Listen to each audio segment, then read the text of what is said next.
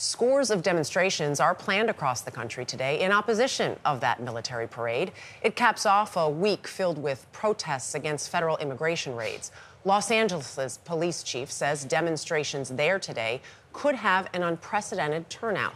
Allie Bauman has been covering these rallies all week and is here now. Allie, good morning. Good morning, Dana. Organizers say they're expecting hundreds of thousands of people to come out in New York City alone, and there are 2,000 such protests planned across the country today. It's been dubbed the No Kings Day of Action, and these demonstrations were in the works before all the protests we've been seeing throughout the week. Hundreds of Marines have landed in Los Angeles to guard federal property and personnel. They were deployed there by President Trump this week, along with National Guard troops, despite objections from California Governor Gavin Newsom. He is not a monarch. He is not a king. Southern California has been the center of nationwide protests this week over federal immigration raids. On Thursday, Secretary, I want to know why you insist on. California Senator Alex Padilla was forcibly removed from Homeland Security Secretary Kristi Noem's press conference. I'm Senator Alex Padilla. After identifying himself, the senator was forced to the ground and handcuffed. If this is how the Department of Homeland Security responds to a senator with a question, you can only imagine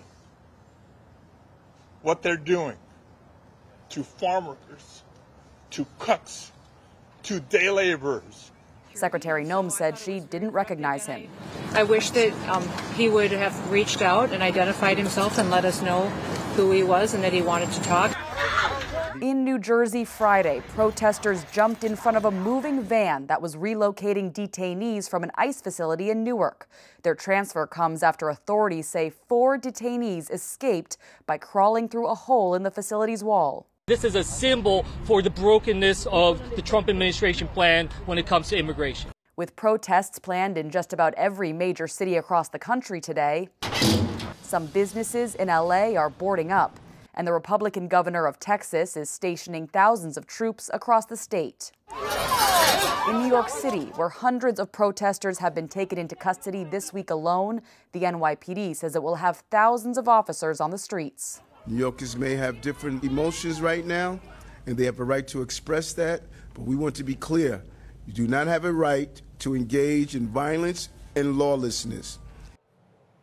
And the organizers of today's protests are encouraging people to rally in every city except Washington, D.C., saying they want to take attention away from the parade. Michelle? We hope it's safe and peaceful. Allie Bauman, thank you.